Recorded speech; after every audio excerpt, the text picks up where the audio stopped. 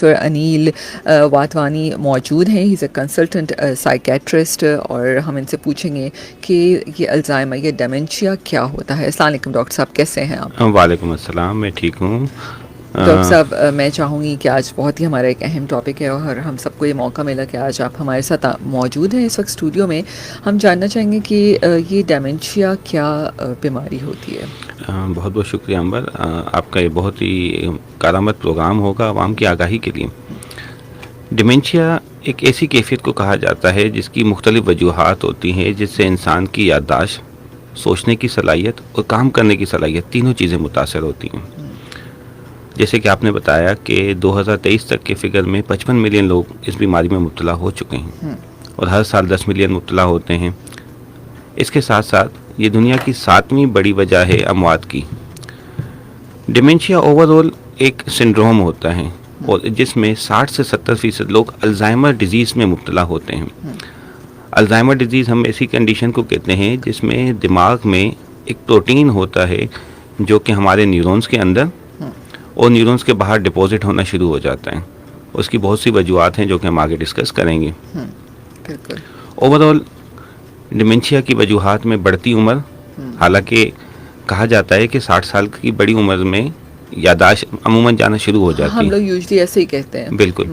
مگر یہ 4th اور 5th ڈیکیڈ میں بھی آج کل رپورٹ ہو رہا ہے, اور ریسنٹلی 2023 میں چائنا میں ایک کیس رپورٹ ہوا ہے جس بچے کو 17 سال کی عمر میں علامات آنا شروع ہوئی تھی, اور 19 سال کی عمر میں اسے الزائمر ڈائگنوز کیا گیا.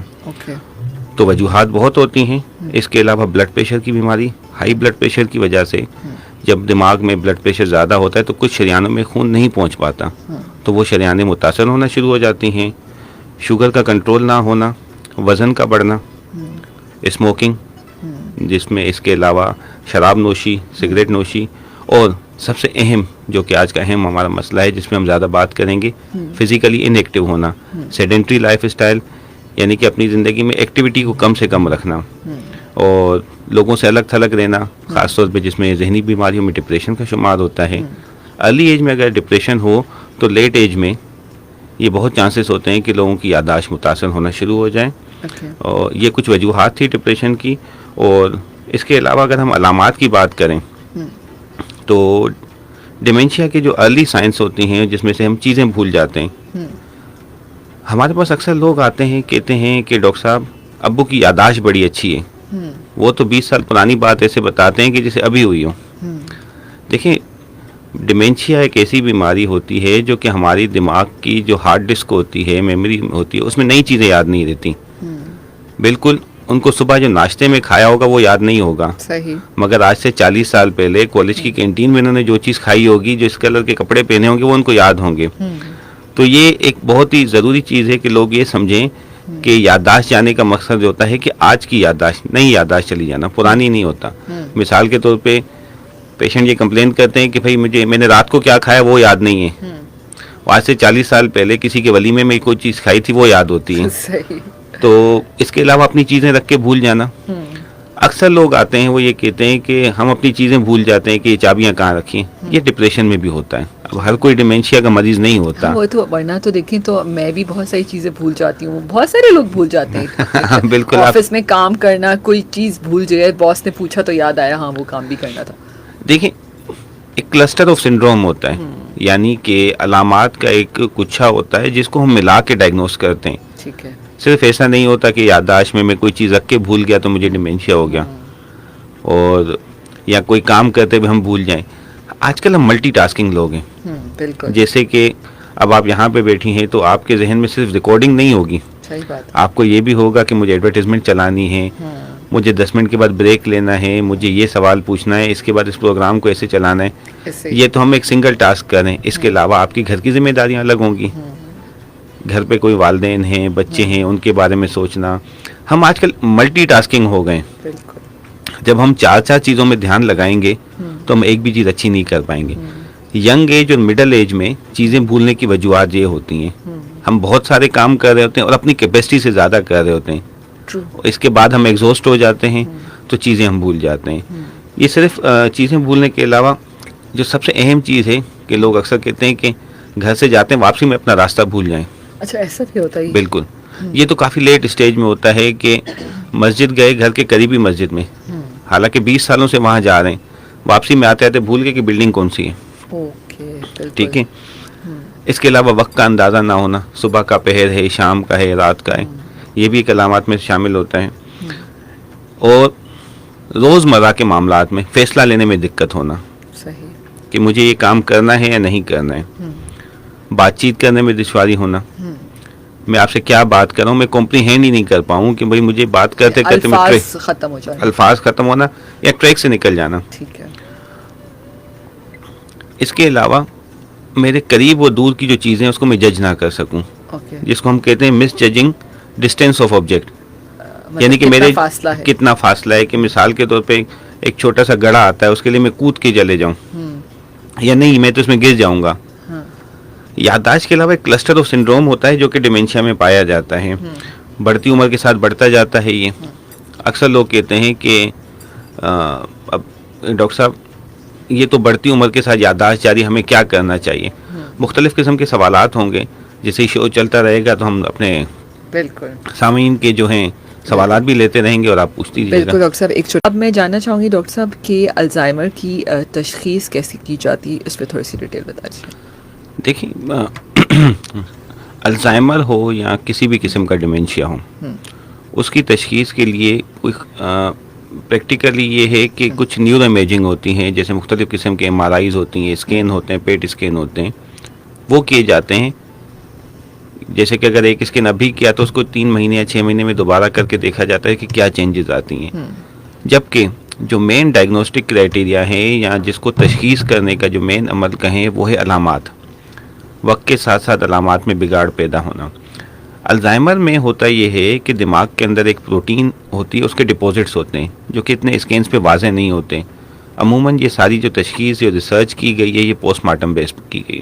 ٹھیک ہے. مگر وقت جو اس وقت میں آج کل جو جدید دور چل رہا ہے, مختلف قسم کے اسکینز ہوتے ہیں جو ورلڈ وائڈ ہو رہے ہیں, جسے ہم تھوڑا سا پہلے, ایون ابھی تو کچھ ایسے اسکینز ہیں کہ ایون 15 سے 20 سال پہلے بھی ڈائگنوز کیا جا سکتا ہے کہ کس شخص کو ڈیمینشیا الزائمر ہونے والا ہے, کیونکہ وہ جو پروٹین ڈپوزیشن ہے وہ فوراً 60 سال کی عمر میں شروع نہیں ہوتی ہے. With the passage of time deposits ہونا شروع ہو جاتے ہیں.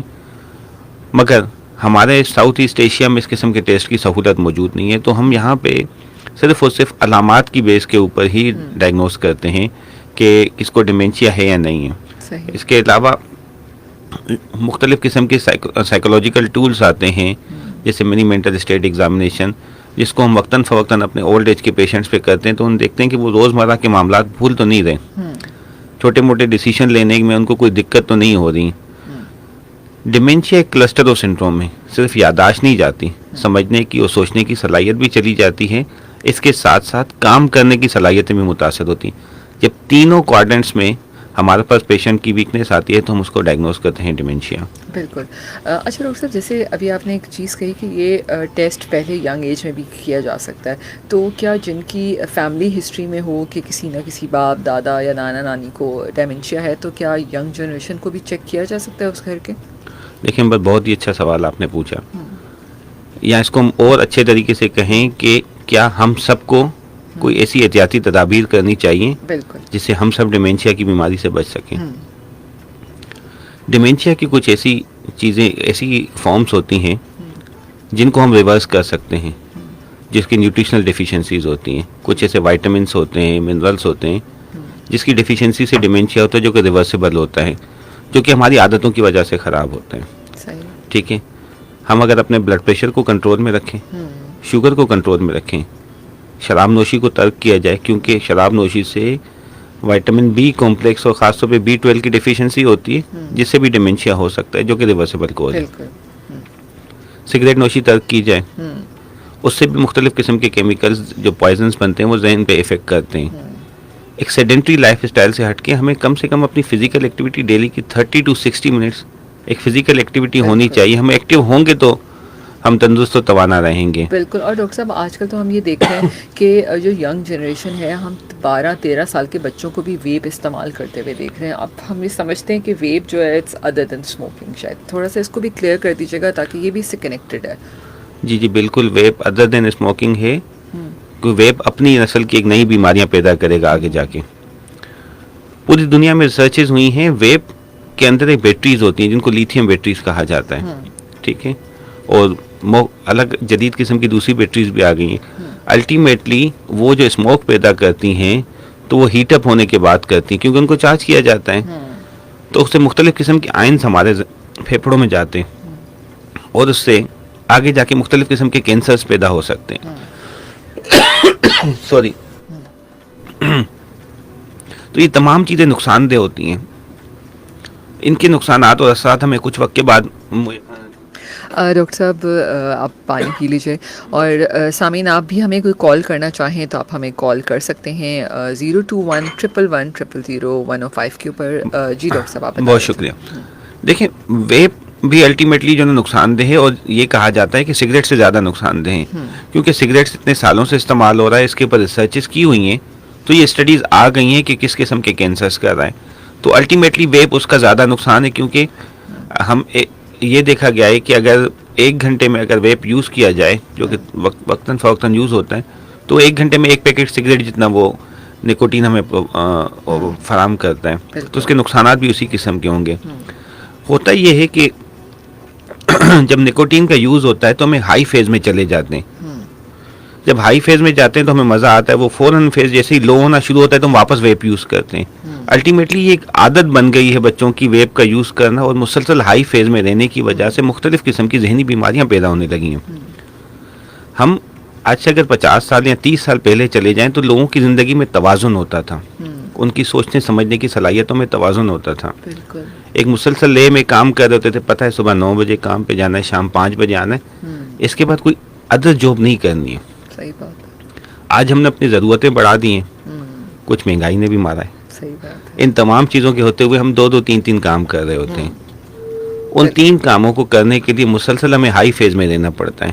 تو اس قسم کی نشاور چیزوں کا استعمال بچے آج کل زیادہ کر رہے ہیں. بالکل.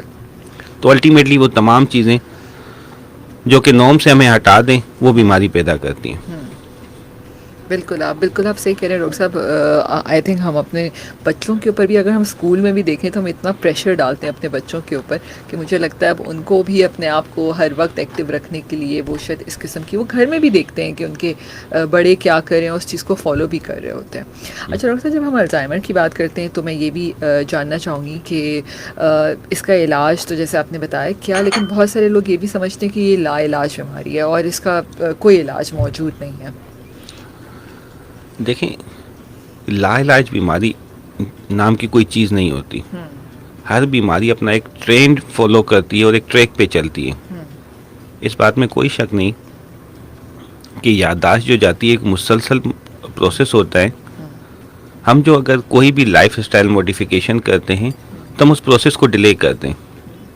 مثال کے طور پہ جیسے میں نے بتایا کہ مختلف قسم کی بری عادتوں کی وجہ سے یا مختلف جسمانی بیماریوں کی وجہ سے یادداشت جلدی چلی جاتی ہیں. یعنی کہ سگریٹ نوشی, شراب نوشی, ذیابیطیز, بلڈ پریشر کی وجہ سے اگر یادداشت جلدی چلی جاتی ہے تو ہیلدی لائف اسٹائل کی وجہ سے اس کو بہتر بھی کیا جا سکتا ہے. ٹھیک ہے. اور اگر ہم ادویات کا استعمال کرتے ہیں تو یہ جو ڈیمینشیا کا جو پروسیس ہے وہ ڈیلے ہو جاتا ہے, رکتا نہیں ہے. اوکے, جتنا ہو چکا ہے اس پہ اسٹاپ لگ جاتا ہے. جی بالکل. تھوڑا سا یہ ہوتا ہے کہ تھوڑی سی ری جنریشن پاور برین میں ہوتی ہے. بی ڈی این ایف ایک فیکٹر ہوتا ہے. پہلے کہا جاتا تھا کہ اگر برین کے سیلز ڈی جنریٹ ہو گئے تو ری جنریٹ نہیں ہو سکتے. ایسا نہیں ہے. ابھی کچھ ایسی اسٹڈیز آئی ہیں کہ فزیکل ایکٹیویٹیز اور مختلف قسم کی ادویات سے ہم ان پروسیس کو ری جنریٹ کر سکتے ہیں. مگر یہ ایک تلخ حقیقت ہے کہ ڈیمینشیا ایک کنٹینیوس پروسیس ہے اور وقت کے ساتھ ساتھ انسان کی یادداشت جب متاثر ہوتی تو ہوتی جاتی ہے. مگر ہم کوشش کر کے اپنے لائف اسٹائل موڈیفیکیشن, مختلف قسم کی بیماریوں سے کنٹرول, مختلف قسم کی بری عادتیں, نشاور چیزوں سے پرہیز کر کے اور ان تمام چیزوں میں ایک توازن پیدا کر کے ایک مسلسل تسلسل کے ساتھ اپنی زندگی میں فزیکل ایکٹیویٹی, ایکسرسائز یا واک کرنا یا 60 منٹ کی کوئی گیمنگ کرنا جو کہ فزیکل گیم ہو, اس سے ان چیزوں کو ڈیلے کر سکتے ہیں. صحیح. اور صرف ادویات صرف انہی کیسز میں دی جاتی ہیں جو کہ سٹارٹنگ آف ڈیمینشیا ہوں. لیٹ اسٹیجز میں لائف اسٹائل موڈیفیکیشن ہی کارآمد ثابت ہوتی ہیں. بالکل. تو جو یہ جو لیٹ سٹیج ہو جاتی ہے تو آپ کیا سمجھتے ہیں کہ پیشنٹ جلدی پریزنٹ نہیں کرتا ڈاکٹر کے سامنے, اور ہم گھر میں جیسے بوڑھے لوگ چیزیں بھول ہوتے تو ہم اگنور کر دیتے ہیں کہ یادداشت بڑھاپے کی وجہ سے, یہی وجہ ہوتی ہے اس کی؟ اکثر لوگ ہمارے پاس آتے ہیں 80s کی ایج میں کہ ڈاکٹر صاحب امی شور بہت کر رہی ہے, رات کو سو نہیں رہی, مسلسل بولے جا رہی ہے. اگر ہم ایک بات سمجھاتے ہیں تو سمجھ نہیں پا رہی, بس اتنا کریں کہ وہ